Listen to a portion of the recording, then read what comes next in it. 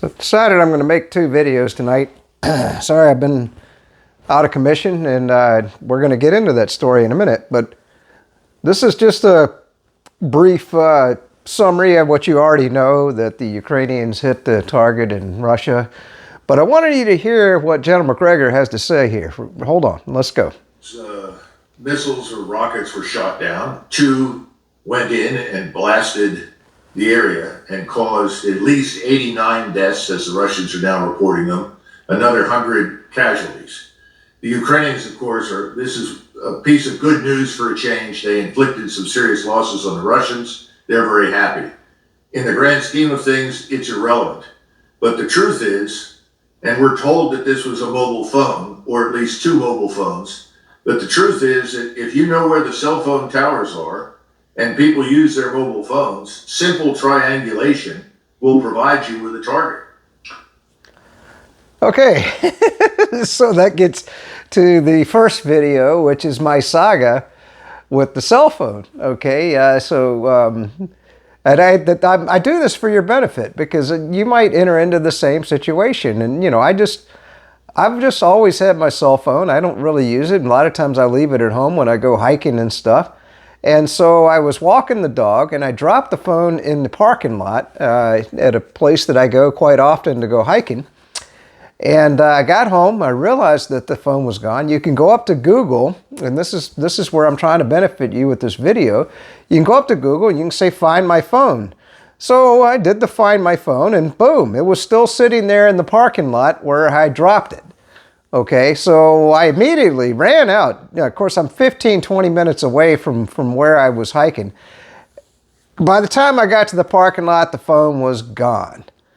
And I was like, son of a gun. So I ran up to the nearest gas station, and I had had a person, probably thought I was out of my mind. You know, I tell you what, when you approach strangers, they're always very apprehensive. The guy's looking at me like, what, you want me to call your phone, your cell phone? I said, yeah, call the phone, man. I said, I'm right here.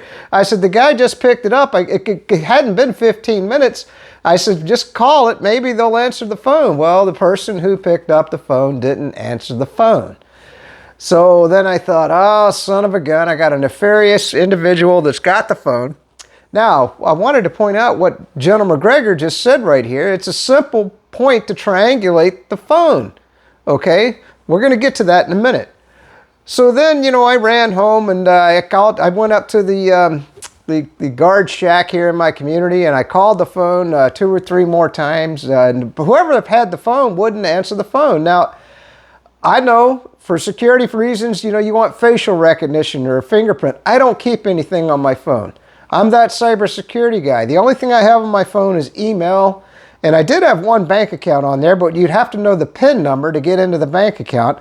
But I did think about the fact that they could use my data at Google Fi. So I thought, well, you know, I better at least change the password to my Google account, which I did. And then I just panicked. I said, you know what, I can't think, maybe there's something else on that phone that I don't want this person to have, because they obviously have nefarious intent because they haven't answered the phone, right? And so I issued a remote wipe, and I wiped the phone. Okay, so then, now get this. This is where the things get crazy, and you're going to want to know these things, okay?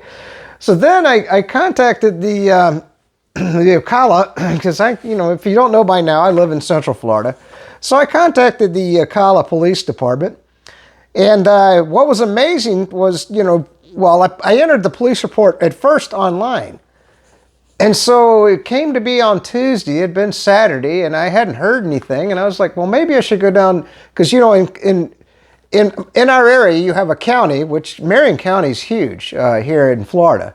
And then you have Ocala, which is just a city. Well, I lost the phone in Ocala, so I thought, well, maybe I better enter another police case in Marion County. So I went to Marion County, and I called them, and so I'm giving the dispatcher all of my information. And I said, yeah, here's the SM. It's the model SM, you know, blah, blah, blah. It's a green phone, 256 gigabytes. Here's the EID.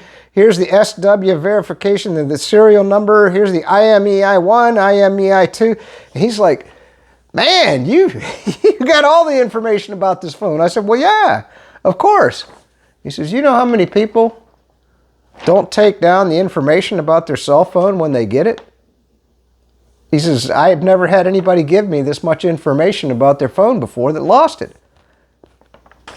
Well, I mean, it made me feel good in a sense, but then I thought, look, man, when you get a cell phone, and that's what the title of this video is going to be, you got to record all of the information about the phone. You can go into about the phone. I would even record your MAC address when it's connected up to your network and everything else. And so anyway, but the fact was what came out of it was then they told me, so I got a sheriff here today. It's now Wednesday. And he says, well, you know, you falsed your phone in Ocala, that's not our jurisdiction. It reminded me of the court system back when I was trying to file a case against somebody, and what jurisdiction do you file the case in? You know, it's not a judicial system, it's a legal system, and you know. So anyway, so they're saying, well, no, you know, we don't want anything to do with this in Marion County, you know, but you lost the phone in Ocala, you need to talk to them. So finally I called them today, and they're like, well, we don't know anything about this. I said, well, I filed the case online on Saturday. I said, I've got a printout. I said, do you want me to run down to the police? And that's where we're heading. If you're going to do something, go down to the police station and file the police report with all your information, print it off on your computer, and file it individually. Okay, do not do it online. I thought, you know, everybody wants everything online these days, right? I mean, that's as far as I knew. But no, I mean, and they're like, well, you know, when you file it online, it needs to get assigned to an officer, and nothing's been assigned yet. So well, okay, all right, well, can't you assign it to somebody while I'm talking to you here on the phone? Do you want me to give you the information again over the phone? Do you want me to drive down to the police station? No, just send it to us in an email.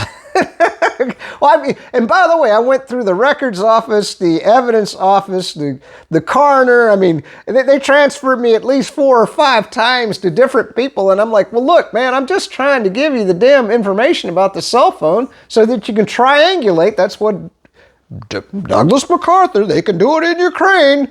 They can do it at NSC. You know, the FBI can do it. But no, your local police department somehow can't triangulate a phone in your local area. I don't understand it. It doesn't make sense to me. I mean, I would think they have all the tools and the equipment. But anyway, so that's where the case sits. And I've given them the address of where I thought the phone was. I've done all the research for them. I mean, my God, you might as well just become a detective or a police officer yourself. So I've given them the address of where the last ping location before I wiped the phone was, or at least the street where the phone was. I've given them the email address of the phone person that has the phone. I mean, what more? I mean, what did they want me to do, man? I mean, you know, do I need to go down to the police station and show them how to triangulate a phone? Oh my God, it's just insane. All right, so what is the lessons learned out of this whole situation? And you know, I admit, as that cybersecurity guy, you'd think I'd know these things. And so I had a buddy of mine, and I couldn't get in touch with him. And I've been using other people's phones, going up to the clubhouse, going to the front gate of my community and everything. Well, I didn't really think about it. Isn't it nice to have a backup phone? You know, usually what I do is when I buy a new phone, I send in the old phone. I get a rebate on the new phone because what's the point of having the old phone? But I hadn't really thought about it. And so this whole thing, so now I'm going to have, if I get the old phone back, I'll have 2 Samsung Galaxy S22 Ultra phones.